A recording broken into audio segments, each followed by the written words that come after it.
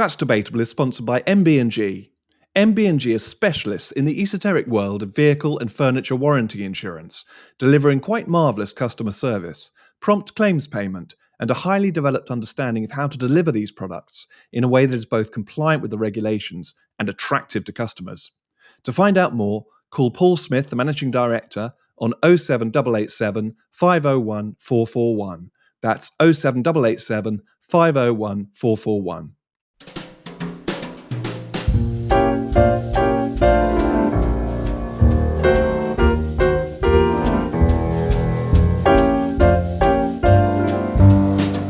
Hello and welcome to That's Debatable, the weekly news podcast of the Free Speech Union. And welcome back to all of our listeners and to our viewers and to you, Jan, as well. Jan, you know that after we click record and when we go off and we do the editing to get an episode for this podcast, I often come up with the title. And last week I came up with the title, The EDI Dominoes Start to Fall. I wondered what you felt about that. There were a couple of comments last week that was an optimistic observation and the EDI dominoes have a long way to go. I don't disagree with that, but in my mind's eye, do you remember, or do you see on social media some of those moments where you set a little domino off in the corner of a room, and by 5 minutes later, and sometimes it is as long as 5 minutes later, huge dominoes and patterns are being changed across the other side of the room because of the way that one little domino in the corner can have this huge effect. I think it's actually known as the domino effect, ironically enough. But do you feel optimistic or do you feel pessimistic? Was I being overly optimistic with that title last week? I don't really think in terms of optimism and pessimism. I just think it is just going to be a fight. I mean, it's not something that's going to just happen. It's not like it isn't like a domino effect, because it's not like one thing gets pushed and then the rest just fall. Every single other one also has to be pushed. Yeah. So in that sense, it isn't a good metaphor in that respect. But nevertheless, the middle one can't fall unless the first one has been pushed. So I think it's well, that probably isn't true, physically speaking, if I'm picturing it in my head. However, I do, from looking at where ground is being recaptured, for example, on the gender issue, you can see that, like in the US, although Trump is obviously doing the hard pushing now, he's drawing on arguments that activists have developed over the years. And without that, he wouldn't be able to do it in such an effective way. He wouldn't be able to pose his executive orders in a way that is actually unarguably reasonable if the work hadn't been done by activists who first alerted people to this, who did all the work, and that's just the way these things are going to happen. But Trump couldn't do this unless people had made it into an issue already around which he can say, okay, I can see that I can win support around this, and that people, and that's going to be the same on all of these issues, and DEI is no different. But of course, even with an executive order, which we don't have in the UK, at every level, in every institution, people are going to have to be making these arguments and rooting it out and challenging the ideas. So, it's just, that's the work we have to do. Yeah, That's I what can't humans... beat that, Jan. I can't beat that. A good news story that we can kick off with this week. In fact, a very good news story, and in all ways, it's a heartening one. So with the help of the Free Speech Union this week, a former Royal Marine who served in Iraq has been cleared of publishing threatening material with an intent to stir up racial hatred. In reality, that was a 12-minute Facebook video urging people to stage peaceful protests about illegal immigration. And this is, of course, the case of Jamie Michael, who is an FSU member. And he was unanimously acquitted by a jury at the Crown Court in Wales in just 17 minutes. I think it was just under 17 minutes, in fact.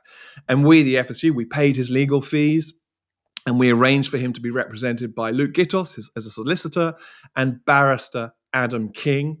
And Jamie, obviously he's not in the army anymore. He is a massage therapist. And after someone from the office of a Labour member of the Welsh Parliament reported that video on Facebook to the police in Wales, Jamie was arrested while he was seeing a client. That happened back on August the 9th. and he spent 17 days in jail before he was granted bail.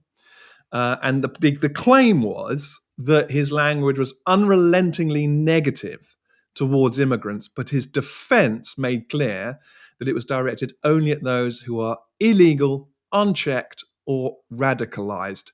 And as I said, the jury reached its verdict, in, and this was in the newsletter, in less time than it took to hear the prosecution's opening arguments. So, I mean, this fantastic news. I think we're all very, very happy at the Free Speech Union. It really was an attack on free speech. He faced imprisonment for expressing views that, yes, they can be objectionable to all sorts of people, including to some Welsh Labour politicians, but they were lawful views. So great news, and really a little bit like that moment in church on a Sunday morning when the light streams in from the western window or the eastern window, wherever. I always forget where the sun comes up, and you've had a gloomy morning, and then you suddenly get this beam of light stream in through stained glass windows. Again, not wanting to push metaphors too much, Jan, and not wanting to get too optimistic too quickly. What were your thoughts on this good news for the week? Well, it is just brilliant. I'm so pleased. I'm pleased for Jamie Michael, but I'm also pleased for all of us because every win like this means something to everybody. Everybody's free speech. That's why it matters. And I think it's a really interesting case. I mean, one of the big wins for me is the fact that it was a jury trial. And that's so important because jury trials need to be defended in themselves as the way in which we achieve justice, but also the fact that I would have confidence in a jury trial as it happens. Actually, rather than a judge who's could well be swayed by concerns about social disorder, a jury may well have more of a mixed view and a kind of representative view, democratically speaking, of the need for free speech. So I think it's great. So 17 days in imprisoned, which is extraordinary, and I was reminded of that when it hit the papers, and I thought, oh my God, I wasn't even really fully aware of that. 17 days imprisonment and 17 minutes to reach a verdict, which is horrendous. It does display the disproportionate response to Jamie's video, and I think it's really interesting actually because I watched the video when I first became alerted to the fact that he'd been arrested, and I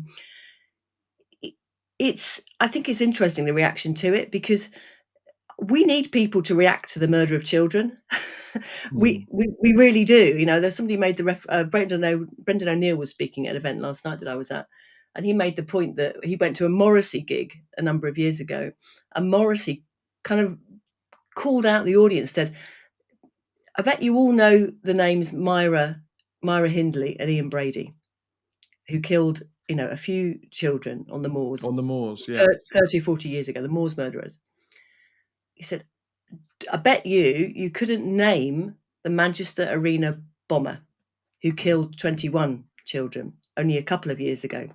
And the point was being made was that nowadays this kind of suppression of our natural horror at these things, and it's really, really important that people like Jamie are horrified by child murders, and that we allow people to have these reactions. And what he did in his video was, I think if you really listen to what he's saying we need to be onto the councillors and the MPs. We need to get down to the meetings. He's basically calling on people to become more actively engaged citizens. I mean, if a democracy doesn't need that, then it doesn't actually exist as a democracy. So, there's a really strong democratic point to what he was calling for. He was also saying things like, we may have to go to actually defend our children, which I can see arising in moments like 2 days after the Southport murders. I can see why people might think that we may have to defend our children. And again, I really wouldn't want people to shy away from having those thoughts and starting to think, what do we need to actually do? Because you can't just be fearful all the time. At some point, people are going to have to talk about what we actually do. But I think, that point about the fear was made by Adam King when he was talking about this last week, the barrister in this case, and said that it could have gone so badly wrong Yes, it was 17 days in jail before bail was granted, but the risk was he was going to be held on remand right the way up to his trial, which was earlier this month, February 2025. So a man who was ultimately acquitted by 12 of his peers could have ended up serving jail time or prison time for some 6 months. I mean, the risk he was running then by saying, I'm not guilty. And again, the barrister makes this point. It could have gone so horribly wrong. When you feel the whole state is against you, there was a real valid sense of fear. And then you combine that. I mean, the word for what you've just described there as well, Jan, or the phrase that we've talked about before, maybe a year or so ago, actually, is social amnesia. And we were talking about social amnesia around, in that instance, I think we were talking about grammar schools and Peter Hitchens' new book about grammar schools, how they've been entirely kind of got rid of in a generation. And now people are coming up and asking questions of Peter Hitchens along the lines of, what's a grammar school? I've never heard of a grammar school. Which is an astonishing thing for you and me to think that there are a cohort of people who don't even know what a grammar school is. But that's social amnesia. And your point about the Moors murderers, the social amnesia, we're both frightened to speak in the moment now, but also the past is being robbed. It's being taken, or it's being reshaped in the image of the zeitgeist of today. So very powerful points you make there, Jan. Yeah, well, the point about the Moors murderers is that everybody does know the names of the Moors murderers. That's longer ago, but they don't know the name Right. of the Manchester Arena bomber. Okay, so in popular culture, there's endless books and TV programs and references to Myra Hindley and Ian Brady, and yet there was a whitewashing, a kind of silencing around Salman Abedi, who was the Manchester Arena bombing. People don't know him because they haven't really been there hasn't been a response cultivated. It's been the opposite. It's been suppressed. And I think similarly with Southport, the spontaneous response, which is a good one, which is to be horrified by the murder of children, is being suppressed, and that's what they were doing to Jamie Michael. And I think it goes alongside other kind of anti-democratic trends, and not just what the state does. But I noticed another little story, which I'll tag onto this, which is that a Reform UK meeting that was supposed to happen in Sheffield in the last couple of weeks was cancelled because local socialist worker activists, stand up to hate supposedly, or stand up to racism activists, bombarded the venue and said that it shouldn't be allowed to go ahead. Reform UK, they've got MPs in their House of Commons. Well, And this they're meeting top was of the polls. Yes, exactly. And this meeting was cancelled by Reform UK, but because of safety issues, which we all know how that comes about, is because people are threatened, and this was seen as a great victory by the Socialist Worker Party. Of course, it As was kind of, for the. well, it is a victory for them, yeah, because they get away with silencing proper public forums, where people need to have these conversations. And on the other hand, they'll bleat about direct action, people who are activists and climb up gantries on motorways and all that, and throw soup on paintings getting arrested. That's somehow a hugely infringement of their freedom, and yet they Bleating can't. is the word, I think. Yes. Yeah. And then you can't. But somehow it's legitimate to shut down a public meeting or prevent it from even happening in the first place. So we need people like Jamie Michael to be able to have public meetings. So there isn't this diversion towards another version of direct action, which could well be violence. It could be riots. It could be attacks on migrants, which I don't want to see. I don't want to see dehumanization of people who have come here as migrants. Whether we think they should be allowed in is another question, but I don't want them to be dehumanized. And this But is the consequence of saying that speech is violence, yeah, isn't it? Speech yeah, is not violence. We know that violence is violence when you have bricks being thrown and you have fire, buildings being set alight. That's real violence. Speech isn't violent. Yes, there's incitement to violence. Of course there is. But in the main, speech is not violent. And yet we have the Overton window, as we call it, has just narrowed and narrowed and narrowed, and this shutting down by saying, that's violence, that's violent. You just said something that's upset me. You've upset something that's offensive. These are hurty words. They mean it. Now it's almost a physical thing. You've those hurty words have physically hurt me. Well, no, they haven't. No, they haven't. And yet that is absolutely where we've got to. This failure to distinguish between real violence and words. Yeah, and I think that the good thing is that a case like this helps to clarify that. Yeah. Moving on, we have had a very busy week in which our General Secretary, Toby Young, has actually written to the Chief Constable of Greater Manchester Police. We do write a lot of letters at the Free Speech Union, and we find them very effective, actually, because we can get the germane points of a situation and the points of law that are at stake down on paper. And they can then get picked up by the media and others, and of course, hopefully, by the Chief Constable of Greater Manchester Police himself. We've written protesting against that police force's decision to release the name and the street address of the individual who was arrested on Monday for publicly burning the Koran. And in that letter, Toby Young says to the Chief Constable, as you must know, demonstrations involving damage to or the destruction of the Quran have been responded to with violence of the most serious kind. Just last week, an Iraqi man named Salwan Momika was murdered in Sweden after he burned a Quran. Indeed, we understood that it was in solidarity with Mr. Momika that this individual undertook his demonstration. And again, Toby goes on, he says he also points out that critics of Islam face serious threats in Britain.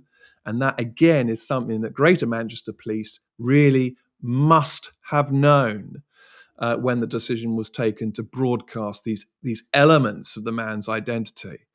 And also, he goes on, there's a lot to say on this, Jan, by releasing the man's details, having charged him for something that he should never really have been a police matter, your police force may well have placed him in great jeopardy. So again, I don't know what your thoughts are on this, Jan. I was so shocked to see, well, first of all, the video being put out of him, in handcuffs, and then to see his name reported after the trial on the Monday, and not only that, his date of birth and the road in which he was supposedly lives. I don't know whether he really does or not, but that was what was reported, and all the kind of regional press were just repeating these details. I was really horrified by that, because it's what he was doing was only one step removed from the man who had been assassinated in Sweden. We don't quite know why, and if it will be turn out to be the fact that it was because he burnt a Quran and had been burning Qurans.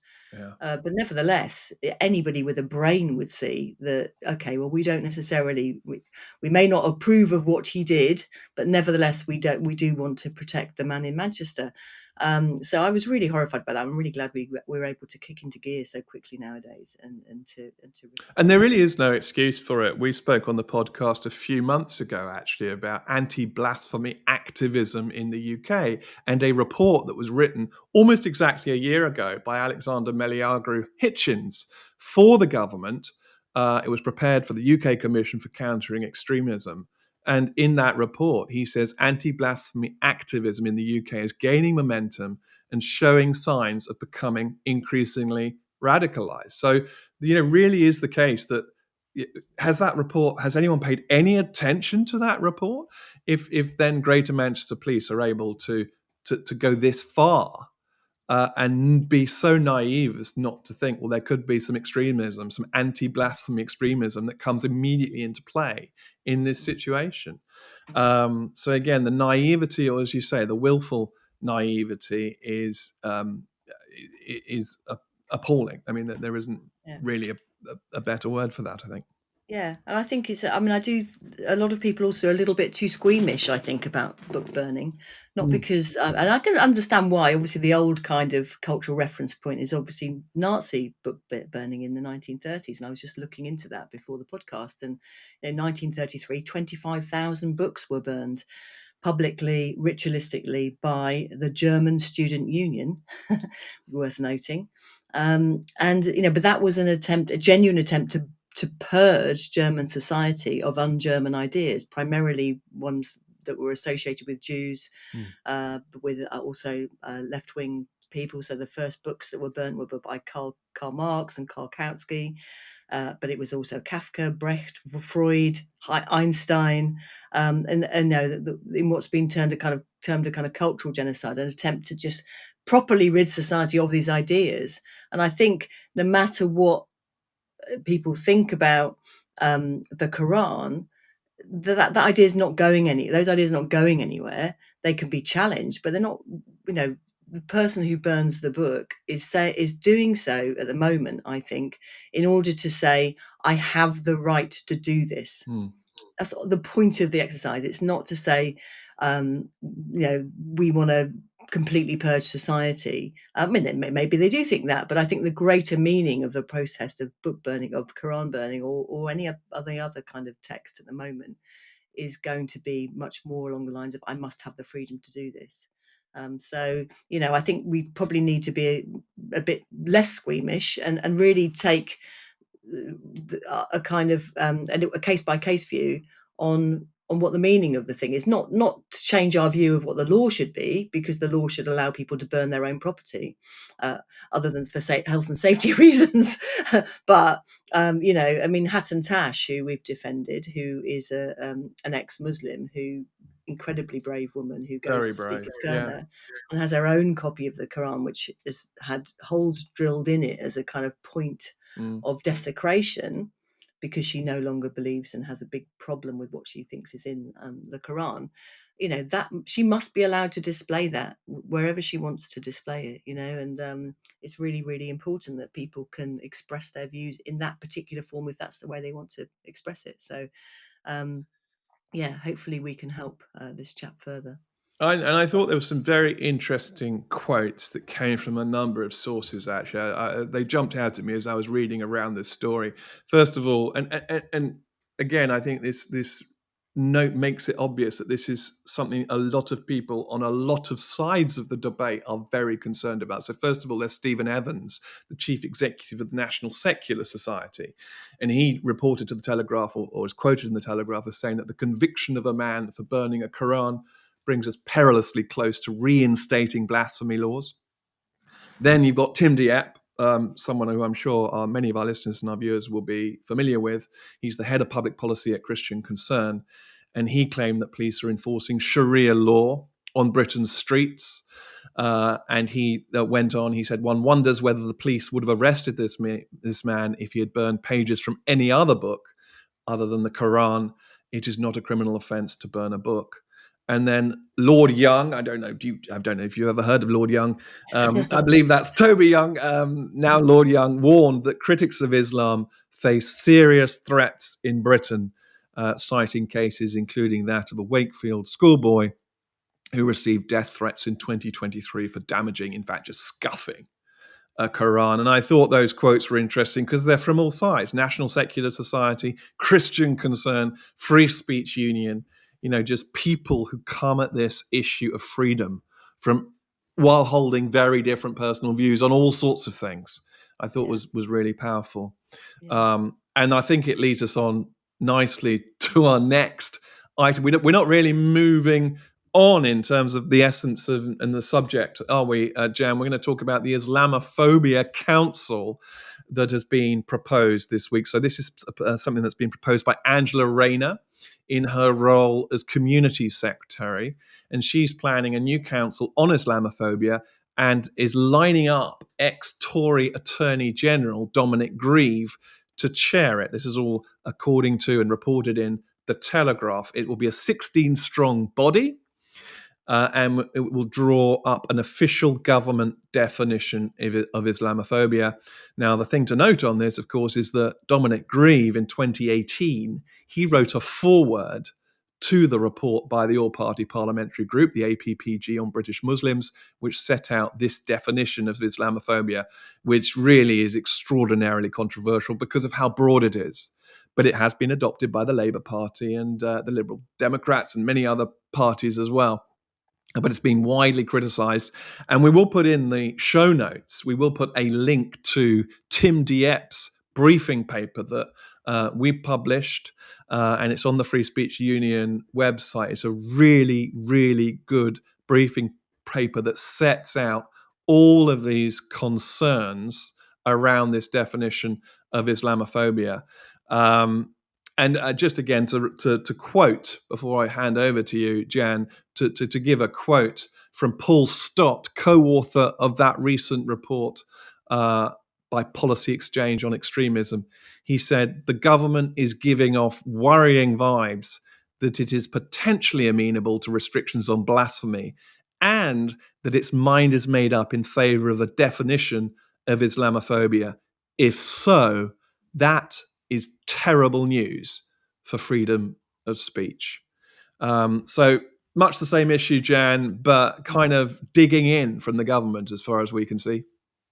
Yes, I mean, I think it's this horrible coming together of cowardice, which we saw in the previous government as well. To be honest, it's not like it's a Labour problem, that where the kind of fear factor of the consequences of criticising Islam or Islamists or kind of Muslim interest groups, is the fear outweighs the principle of speaking the truth. And far too much of that has gone on for a very long time. And I think at least we are now seeing things kind of break down a bit and open up, perhaps. At least there is criticism of this. I think maybe a few years ago it wouldn't really have been noticed particularly.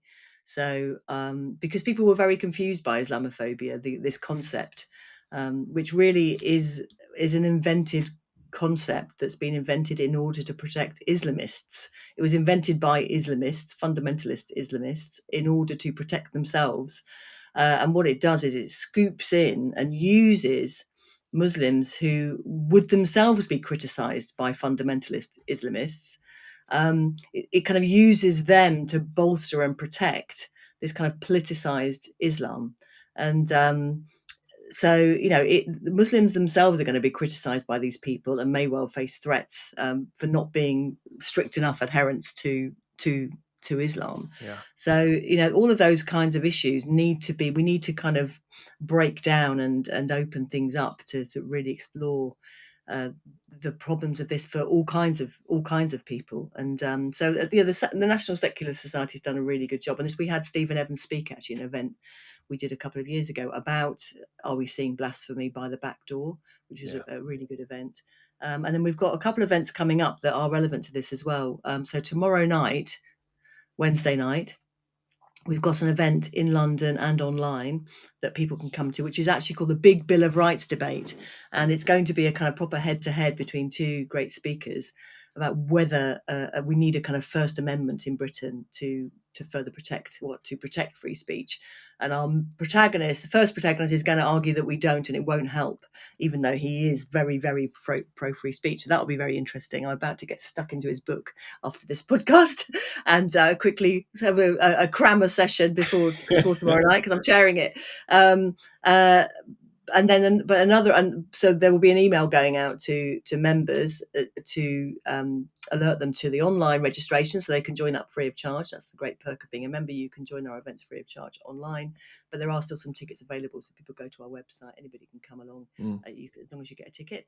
And then there's another event which is happening in March, which is about this problem for people who leave religions that are very, very strict or very, very high control, and how they really need protection in order to be able to speak about their experiences. Because if they're Muslims, they can be accused of Islamophobia and silenced. And so that's one issue. That's one of the faiths in which people experience this. There are other faiths that we'll address as well. So our speaker, in fact, I think was formerly a Jehovah's Witness.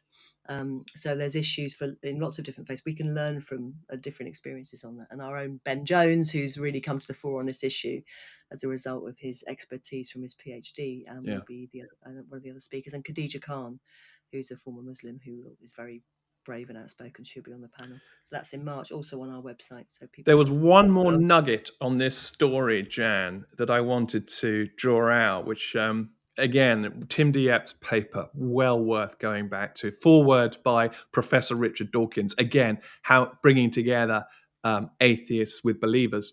And And that is something to do with the Public Order Act 1986, which seems to be being used by police officers to claim that, to bring back these blasphemy laws in effect.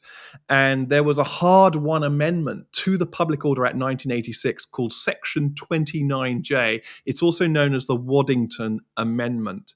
And it reads as follows. I think it's worth just quoting it in full. It says, it's point 16, protection of freedom of expression. Nothing in this part shall be read or given effect in a way which prohibits or restricts discussion, criticism, or expressions of antipathy, dislike, ridicule, insult, or abuse of particular religions or the beliefs or practices of their adherents, or of any other belief system, or the beliefs or practices of its adherents, or proselytizing or urging adherents of a different religion or belief system to cease practicing their religion or belief system.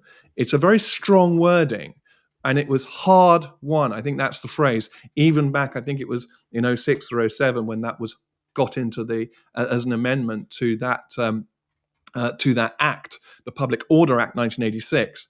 And I think it's well worth really talking about more to make the point that that was deliberately brought in to ensure that a bunch of ideas that we call Christianity, Judaism, Islam, Hinduism, whatever, can be mocked.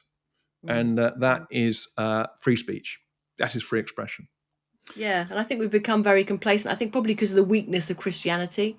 As most young people now won't have any memory of the problem for a lot of people of, say, the Catholic Church. So, if you speak to people who grew up in Ireland, for example, 30 years ago, they could easily tell you that the problems when the church has got too much power and the power that has over individuals. And the force of shame and all of that kind of thing. So, but I think because that's so no longer in evidence, we've become very complacent and we've forgotten that actually it is really important to challenge the most powerful ideas in society that have huge institutional force against them. Huge institutional force backing them up. And then of course what's happened with Islam is people think that's something to do with not being powerful. So they think it's about protecting the powerless to be somehow upholding protections against Islamophobia. But of course it isn't. It's, Islam is an incredibly powerful set of ideas and there are institutions that bolster it. So we need to be able to criticize these things. Yeah. And that includes Muslims and non-Muslims alike need to be able to criticize those in power with the power at the heart of the faith. So it's really important. And because we only scrapped blasphemy law in 2008 in this country. I mean, most people would be very shocked by that, I think. And it was that recent. Yeah, I think it's still on the statute books in Northern Ireland. Well, we on a personal note, Jan, I've not been able to swim for a long time because of problems with my ear. But because swimming is so important to me, I've discovered in just 6 weeks that I'm getting quite fat. Now, this is an even weaker segue, Jan, into our next story. But I've been saying quite bluntly to all my friends who've been asking, how are you doing? How's the ear? I've been saying I can't even go for a haircut because I'm worried that the shampoo will get in my ear anyway. I've been saying I'm getting fat. I'm just a big fat seal now. Billy Bunter. That's your new nickname. Exactly. I need to swim, and I haven't been swimming since last year. Anyway, but we're not allowed to say that anymore. In fact, I have a right to feel offended at myself, profoundly offended. In fact, we're not even allowed to say what was put in as an alternative to fat, which is obese.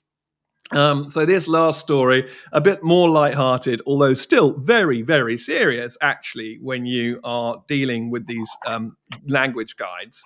A little bit more lighthearted than what we've spoken about thus far in the podcast. NHS staff have been told not to call people obese by the medicines watchdog, which is the National Institute for Health and Care Excellence, NICE, in their latest inclusive language guide. This was reported in The Telegraph. And it instructs medical workers to describe the badly overweight as people with obesity. It also warns against other words like diabetic, and you shouldn't say diabetic, you shouldn't say alcoholic, you should instead say people with diabetes and people who are dependent on alcohol. And I rather liked Toby's response to this, which was the advice will be a fat lot of help. You can always tell a journalist, especially a gifted journalist. Tendencies, yeah. I love it when he's able to come up with these turns of phrase. But this resonated with what we discussed a few weeks ago, Jen, when we talked about slave being banned. I think this was north of the border in Scotland. And the point being, you should use enslaved people. And the argument is that you're, by using a blunt word like slave or obese or fat, you're defining that person only by that characteristic, rather than saying they are a person first and foremost who also have this problem. So a person who is an alcoholic, or a person who's got an ear infection, can't go swimming and is therefore fat. You can't, unfortunately, go straight in for the kill, as it were, and be too blunt in your language, which I think is sort of at the heart of this. But my concern with all of that is it's just kind of a lot of balderdash, not wanting to put too fine a word on it. But what are your thoughts, Jan? Well, it is a funny thing, is that a person with obesity, it's just they're kind of dragging the lard around on a trolley behind them or something. Or that somebody who, what's the alcohol one? Somebody who's dependent on alcohol, is that they're kind of leaning on a very large bottle of whiskey rather than they've actually put it inside their bodies, and that's the problem. I say we. I mean, it's not like we're not all we're all kind of concerned with with excess. So it's a curious thing, because this is the kind of funny end of it. We've been joking about political correctness for decades. We have, and language guides. I always like to spot them as a bit of light relief in our agenda. Yeah, but then the serious end of this is partly the disorientation, because it changes all the time. So we go from the overweight, as opposed to the fat, or Billy Bunter, as I'm now going to call you. We go from I'm cool with that. Young to know what Billy Bunter is. You have to look it up. We go from kind of, the fat, the overweight, people with obesity, or the obese, people with obesity. There'll be another word down the line, and it's very disorienting for both patients and professionals, and then the wider public, because language just moves further and further away from our direct experience. But also, you can see the really serious end of this actually is when this new terminology or ways of thinking is enforced. And so I'm just reminded of the case that's going through Employment Tribunal at the moment, which I know lots of our listeners will have been looking at tribunal tweets accounts of the Employment Tribunal of Sandy Peggy, who's an NHS nurse in Scotland, who is basically undergoing a witch trial because she referred to a man as a man and said he shouldn't be in her changing room. So this is a man who claims to be a woman, who has been using the women's changing facilities in an NHS hospital with the permission of NHS Fife. And Sandy Peggy, who is the female nurse who challenged him, was then disciplined and sacked. Well, I don't know whether she was actually sacked, but she was disciplined, certainly. And now the Employment Tribunal is going on, and it's all about language. So she and her defence team had to seek permission to refer to the doctor who she challenged as a man, using male pronouns. Even in court, that wasn't it? Even in court.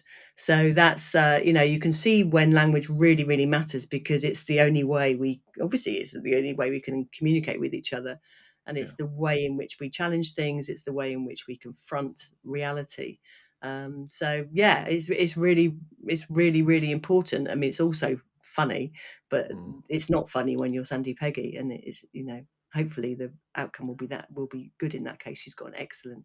And when used well, language is like a scalpel. It can get right into the point you're trying to make, and open up an issue and open up a situation. And if you're robbed of the words that enable you to use language in that way and with that accuracy, pinpoint accuracy, then our whole ability to sort things out disappears. And that the fact that it even reached the courtroom, thank goodness it landed on the right side in terms of what was allowed to be said in the courtroom. That is the frightening side of this. And people say, oh, you're just over worrying about these things all the time. They say, stop worrying. And yet that's a form of gaslighting, because the people who really fall foul of this go over what we always call the tripwires in the workplace or in the sports club or whatever. those people really are losing everything. Going back to Martin Speake, you're losing everything you work for, everything that you are. It is truly identity politics, actually, in that sense, when that whole part of you, or who you are and how you make your living and how you spend your days, is at risk of being taken away because of something that is ultimately so trivial in terms of what you also say. something that's true. So when I mean, being able to say a man. Yes, not true. Sorry, not true. I suppose, but the words you use. The argument being about the words rather than the issue. Yeah, but this is the kind of amazing thing about man, being able to say man. That's not fancy pants. No, cisgender is the new, and trans, all the confusions around trans man, trans woman, nobody really knows which direction people are going in. It's all very confusing. Whereas man, woman is very, very simple, and it's universal and historically universal. So I remember when Kelly J. Keane was, I think, where was she in America? She was in America, and she went to a swimming meet where Leah Thomas was swimming, who was the young man who was competing against Riley Gaines amongst other female swimmers in the women's sport. And from the balcony of the swimming pool, Kelly J. Keane just shouted, "He's a man!" And it was extraordinary, because it's just like, well, yes, but it was radical. It was a really radical thing to do, which you can't quite believe, but it was, and it was. And it's the Emperor's New Clothes. Very, very important. It's a complete reenactment of the Emperor's New Clothes. And in that sense, it's not new at all. No. And yet it's scary that something that was written so long ago is being reenacted in that almost precise way. But then it's also that, the willingness of some people to be the boy and to be the person who points and says it's a man. Because sometimes the whole crowd doesn't start bursting out and seeing it in the moment, do they? That's what happens obviously in the original fable. But in reality is a bit different. Yeah. Well, in this case, with changing rooms, the king is in as altogether is probably appropriate. The man is in as altogether. Well, that's everything we have for today. Jan, do you have any other thoughts to add at this point? Or I've run out. You've run out of thoughts. You never run out of thoughts, Jan. Lots of events coming up, lots to look forward to at the Free Speech Union. But thank you for listening. Thank you to all of our listeners and to all of our viewers. And we will speak to you. Well, we won't speak to you next week, actually, I don't think, because I think next week there's a conference that you're at, Jan. So we're going to put a pause on the podcast for 1 week, but we'll be back in a fortnight. So we will see everyone then. But thank you and goodbye for now. Bye-bye. Thank you.